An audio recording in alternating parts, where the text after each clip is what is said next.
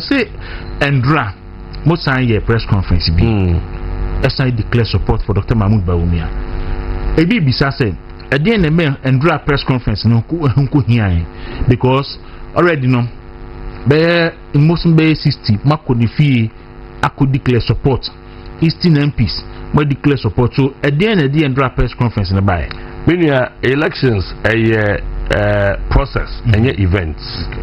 And you know, say process in Shasia said that Dr. Mahmoud Bawumia Castle of a contestibium. Ya, your president China no echo on a ho, echo tie in the chi, and the boss ever tie in the chia. If he sabre no abepum sabri, and Crawford do also at yes, Mose, woman so ever contestibi. San Crawford in no, omoni yen, a one Sawusidie, omoni yen, a one nam fufa. Sabria Dr. Mahmoud Bawumia unity so be contest biom na ye rabra champion on cast of be contest it will show Eastern MPs 15 ye ne ka ye hu bomu edi kai ka say ye tie Dr. Mahmoud Bawumia echi ye sa se ne be ya obi nyene se sebe ye ra Brown Champo of Eastern region NT. Yes, Yakota Nechi. Sabe politics of Yano region, beyond region, a Ghana. It's Yan Cassa Sabe Yedi Umanti, Chinchina, Yakwako Dinich near to Amano. Na Yavia, Ghana for one Yanan to Mua, not Yayana Day. A power near her. See Yan who said, Ye, but my power no, and the Yaka boom, not Yakwaka. The East for your moody. Abba, Yenimun someone Mountfaka, after Dr. Mahmoud Bawumia. O share campaign ekoso ya nipa edi echire nyinara obi ama na no so asabe na oditia Dr. Mahmoud Bawumia eti wan we ya udi nechi a wabambebu anaso ono kwampo no na wo se ekosa ni nkuran eti enu ano yen 60 something ya kan hu bo mu se ye ta nechi no ye se de be ya odo be nyankura se ya be mu ye the walk after the Huninara, a try a chat to the so, and in some way a cafa the Huninano, Mat Nabamu, because Yang Yatanechi, yes, so and a formal air dia, Yang na any constitutional, eti, Yang any delegation so eti, Tinoma Cano, and I yet to one more, and ne Yedi Hunkomay. Andra has say MPs not cash it out. We saw it on social media. Esima Kodi Diska. And I'm going to declare support for Dr. Bawumia. The Parliamentary program here says Muji is 50,000, 500,000 each. And Rambe press conference. I say, the honorable Kwesiakwa need 50,000. He say Dr. Bawumia and the money 50,000 and son will declare support. And what is answer me out? What we are not saying? Oh, and you may cash it out. And you may actually say, Sabe, Nipanwa. Wo jina ene wo mu a omukeka kasansam no omunya kukudro kakra politics ya da kukudro na yo enti no se abani say na wo na MPs dodo na no akokotai Dr. Mahmoud Bawumia chia menke kansa mu fengu ya hu fi ko sebe wona ye beta awachi a anka be ode na say tun for baby so bi nya say bi ankope that is it nipa bi aba betai mumu bi achi nipa ba ku mienu bi ba no mumu odupe no my fly am dey to abonten say that we see I declare support am away na say MPs no we are not mean politicians, we are not mean people, we are not just ordinary people. Ya yankofo constituencies no ekura ye ntizi yesi ye betai Dr. Mahmoud Bawumia chia mo bi nsabe bi enka say sebe sikase munti eni akwakodi eche obi ama mehwe na me ahinu bi de ba me abeso me beti we kakra anya me de chira me no eso me na me ko manim nti no eyo pepa eni de type papa na chi and we are into politics say ye benya power ono no beti baje power amaye ono na Ghana for nim no ono na Ghana for atina sese ne nsem odi tu dwa no senka ye sa ne nsem ne adwuma kene ye wa ba mu nti no enya de bi a enwanwa enyanwanwa ye na no he's winning Dr. Bawumia na winning na sabe wunim say ade we no nkunim de baba ha why do you run away from it and go somewhere else sabe you want to look at it say obi say inti no say omo a amaka ni bi ba inti de be den and I'm sure omo amaka ni bi ba party for no to my woman, party for that to my woman. Any problem? But for me, as a member of Parliament for Achimota, being said Dr. Mahmoud Bawumia the baby. Na obisu bisa me say, dear na one who and ne asasa yenimu say afie de obetime win nam say now 2024 no the scenarios were different.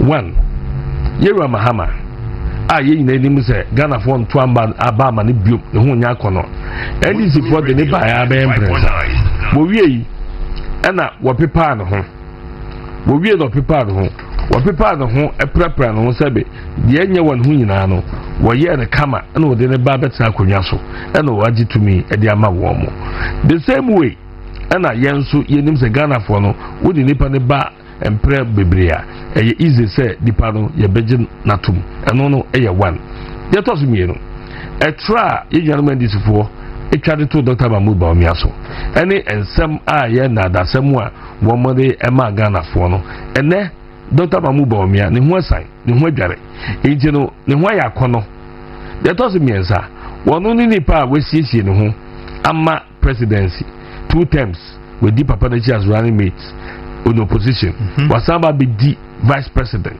2 terms when na kabomwa why kado for a presidency intino ema eye easy say ya turn wa emre because oni badwuma ne so the toso miensa sikasem ni ade ha yen aya wiase afa na nyina safo a age na nyina nipa na nyina no yenim na ya campaign 2024 yen na ka che Ghana for say Russia any friends Ukraine tokwa any COVID and ama yisika sebno akwatwe yisika sebna ye basa enti dia na ababio mu a prekope yesi na de yede Dr. Mahmood Bawumia na just no kura bi en na di wo baabi na sebe oye kendini na abepe to me e woni pe bi ho a oye de nka se ne no kura o ma ne nya adwuma enti de beka minister say yenim de ye okay to me tini ekodi Dr. Mahmood Bawumia yes say ayi o kan no yes say mo MPs be over 80 e declare last time munya Dr. Bawumia 41% and MP be 63 and a declare na say sign na mubenya and a match was and then say MPs be 15 point declare ya the scenario no different ewiem asesa na no de see ya no enti say ne and the factors no are the elections no na make the elections no a process and event the process are na mu nyina no e kire say nipa dodo no anu eta Dr. Mahmood Bawumia eche no wo de wo hia a obetimi ama Dr. Mahmood Bawumia abi the president of Ghana yeah ka say godon draw me attention yes na nakono do Ajima Rollins a true book ansana obekuinti okay say or the copy ma akala on say it takes a woman and I can do Ajima Rollins and the book the title no na a straw baby or say a life shaped by heritage leadership and then the woman who define hope nti the book out troye na ye lonje ana minim okay minim se bia or lonche man ba out and so I feel no in the process there okay and they mean to me enter but we are told say or true book nti Dr. Mahmood Bawumia mujidi o makumam se obewini ana se bia mo pese mu save mu anim ni ayintina mo yesa enne onya baamu enye te se dano na ebeka se omu wa baamu nti ene ye de ohye bi eto Dr. Mahmood Bawumia minimum pi baako eno ka kire me o se wezi bunim se me mpe Dr. Mahmood Bawumia asem saa Nenso minim so no beti aje power amaye the media me support no and that was a fundamental statement also ono de mention am pena semsa but minim say ono beti aje power amaye so I saw that MP to be a very true democrat and somebody who believes in the tradition of MPP so opposite MPP ba power it depend on pena sem crowd that nchen na wetimi akotai na chi so that's it enti no oni abam no akase o hye no so Dr. Mahmood Bawumia no ho ayakono this time. What I say? They want yes, and I'm telling you, Metiway, na make it say, Obia minimum no with the party that she be say, this is the time for Dr. Mahmood Bawumia. Okay, what's the argument say? More na masore say Dr. Bawumia more MP say mama appointment more grassroots for so grassroots so the election day 31st is going to be the grassroots versus more appointees are moko enjoy wa bema mo bia na mo pese mo san enjoy bi emuti ma san akodi bawumia chi campaign a meye ewo mia hodo no me say me constituency near wo kan say I me pese Dr. Bawumia ba abamu na o ma me power o ma me tumi o ma me appointment ti mi share delegates and bizom say it is a MP moto abama no near to abama Dr. Bawumia na me nya appointment nke ebone there be say there be na you eba abamu ma nya appointment ye we so saa ye de ho a de kakra benya na no e de boabo akopom say 6 months time ye be ko elections ni nya deputy minister health in due time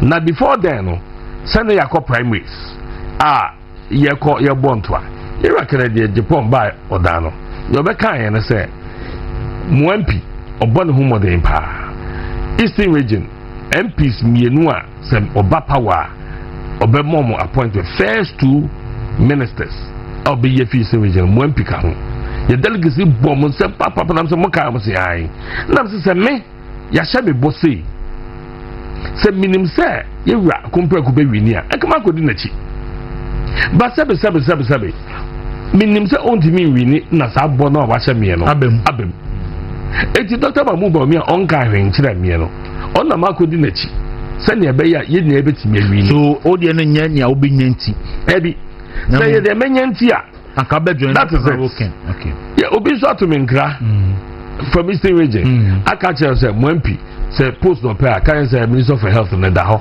e twen no it is no so say me ko am ye pese me ko nya en ka makope it be catch me ko for no say Dr. Bawumia he offers ideas gives birth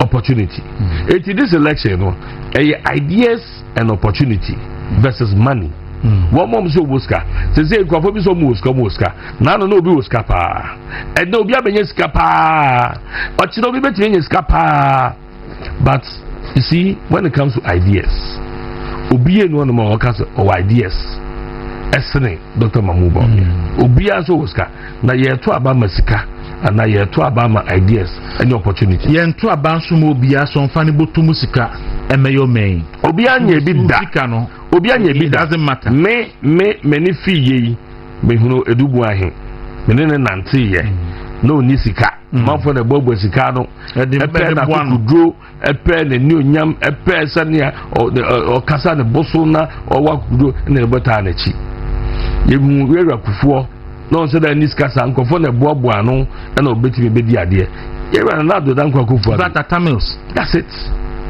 what does it ejo mu nyina no nkofo na boa ma no entiri ye kase ye disika nkwa na ekwa elections dia enen ka ye nkofa dankote okay don't na Nigeria and be the bema a despite and I say maka meme and I say a zoom line papa no omya mo no mega na because almost kapa ba kunye ina ba kunye running okay so God on say book no omo launch no 18th omo launch no 2018 to Dr. Bawumia neko ehwe launch say book oh good until say it takes a woman into Nana Kunodu Rollins book no no then the other point is say yes you omo ye 63 pe elipe beto aba ni 200,000 okay so book ni book ni we say na book na tie Nana Kunodu Rollins na nyame fa ne currency yi wa baby papa nyame fa ne currency strong woman ai ona we say mo ye 63 pe elipa no so beto aba no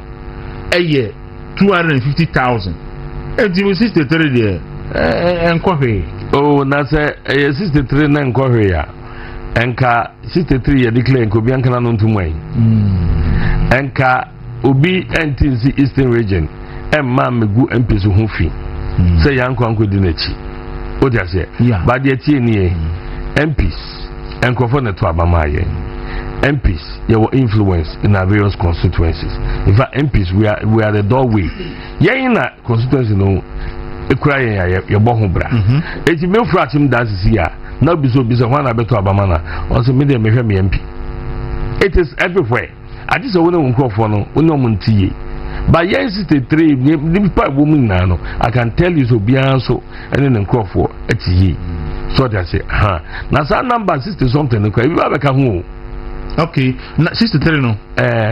Sir, you have a car. Enye see. Ebinyo madwin ye. Ebi so mo hwe ne maybe. Okay. Okay. Na ya na kukudo so ka kakra. Nti afi na ebi etutu. And say mumu amadi clear ni bi ho ma yesu amoso. Say kwan bia so ibetum. Nti ebia na obi suro si ibetu nti. Nso no ebia na o yadwuma e wa kire. Minim constituency bia MP so neutral. Okay. So no na o man boys sika so mfanko yadwuma. E ma Dr. Bawumia. I see. I see. That the say no o man yanka ne nka ho. Kan constituency no beto ma Dr. Bawumia. Okay. All right. So what you miss most of the questions and crofo be selling in ano where me the imwaye ediaba. There's this issue about fertilizers. I see a debre more parliamentary candidate because even though now you're MP no, now you're parliamentary candidate. And more fertilizer no, unsa can be. O chair went me and chair. Went me and child intia. A brebe na unsa can. Me menya fertilizer be a mau constituency. Where you be personal and I see be a macra. I said constituency de bar. There is far MP so because we are buying the part. Okay. Until the require great office crowd constituency MP no unim. And Odna ya to abawi ya answer eba. Ade munye fu oda. Ye pa. Amodu e muni. Ye say ye di bi ba. Ye say wa location but ye nsanka. Ya to abawi ye no. Ene ba. Oh okay. Odna constituency. Yeah. Before 2024 election. Monsanka fertilizer bia. Wow. Na mubi say mu ka kire mu say. I said, would you actually fertilizer no because other districts are near be it amount for the balls of boss or the way. But Maya, we and then our cabin. Near to say, I'm more hardy because more person more smuggle fertilizers and a parliamentary candidate in the DC is no. No correct. Now, election. Nasa uhi and near my betting me a man because election, though yet the year, your representative then now they may. What I say, it is a Kawanya idea. Na ye dia buy na ato no dia ma o se fama o manfo a sabri na ka utumi eba na ka o de nante nti wo hodo dia ye dan o dia se nti no se at the end of the day no ankopie na anye yi na wonsan ka ekutia rather the minyi ni se MPBA zaka bia wo se ne zaka na on the hodo. I see. Okay, because that be a big issue and Crawford say yeah me nwanwa Bibia Sadi Efi, but you see, all year elections now any issues based, and I want triumph who share issues money at their same neighbor. Uma who kwama and Nima Bibi ever frafra. It's not necessary. So necessary. And see, Dr. Bawumia Namhono. And somewhere you can't go see can't go in hoofing, and they'll be sending me video. You say a Memphis East or so, or more treasure. Na MPP die account for party nti ma pepe ni bia media ni mu mo tsanse mu ni bia party penny for ya mo fele sen ye nim se bisa ho ne yatra ho because your man Dr. Mamuba we akwan ama ni bedi anim upon whom modern in the face of the circumstance na ye wumu no upon whom modern pa nti no ye break the jinx no and za ho ne yatra ho obi a no eka kasa no e bia na sabe Odai wa na yi no sorry edekasa. I see. Senate bia no obia wo mu chefa MPP eye obia party obia wo mu chefa. One who chairman acting chairman one who letter no. Aye. What do you make of it? I think say too late. I think say catch kakra because maybe I didn't do the dear. Almost will be a declaring. I think so. Parliament say almost will be a Yenimobia ni baby ojina. Yenimobia ni baby ojina. Yes, Ibinu Mabontin Mekan, but Muni baby ojina. Na make us obu na for instance in baby. Yenimobia jina. Ntino yankwana sa.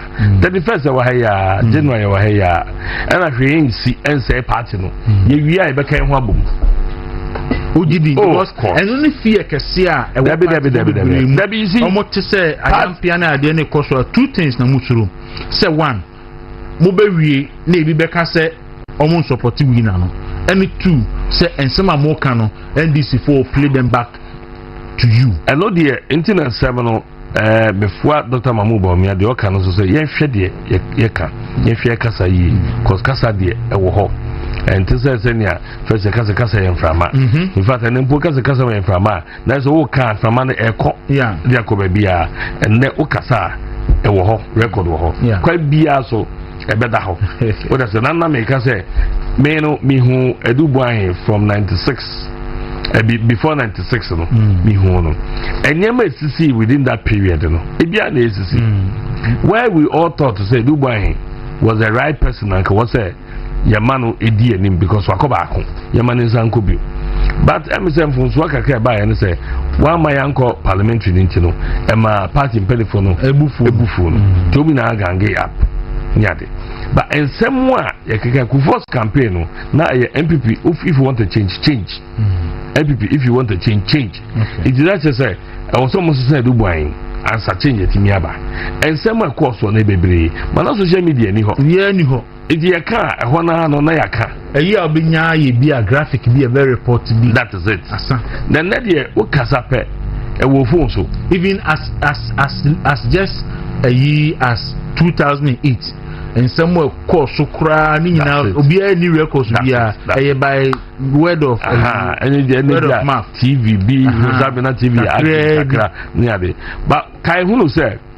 Yewa kufuo eba 96 opre ya me yede man 96 no yebeko 2000 na do susore se obeko na yewa kufuo enwanwa dodo na MPP ni NDC die wanye obi o hia eno na yewa kufuo campaign no eye gentle giant Wisdom Radio it no wo me ye ne se oye giant but oye gentle ena na MPP fo sua de se 96 I am medu boy yanko no and I yentimi anje power it is abri de yensia de se sabi de bema kufo na sa akobio it na nado ba ye kura no a yesi o hye no yamana nko ebi nie it ye no emfa woni de o hye emfa woni de e wi and in fact honorable in addition to that Ghana history actually say what say yen to abamount because na Akufo Addo kra no so refine by 2016 no I say so new yes and so na Ghana for the 2 year then e say the kra ka ho no ba betra akonya so no I boko na go for say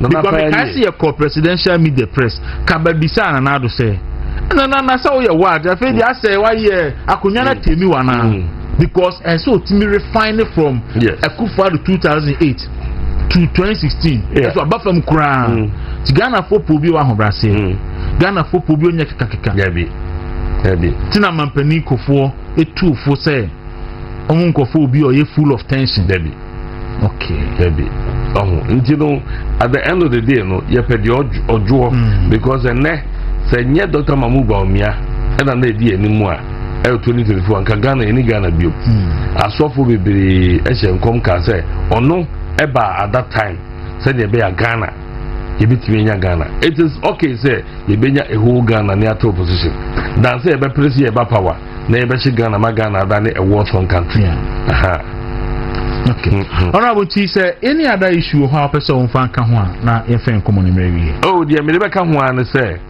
and there police station for delegates amokoto aba no sabe obi wo ho no mu ade otia ni radio obuwa de ohun ai social media obuwa no mu a se ye tutu niema na yaye yi no ni akwanya sa besra kai hunu se abakwasam akire se nipa obedi akwanya bia no Ghana no won mampre kope e 2028 ye hwe NDC fo amebu a omubu ene se dia wo mu hu boto anu mfa kuranhye na niema aba apre wo mo so no a Dr.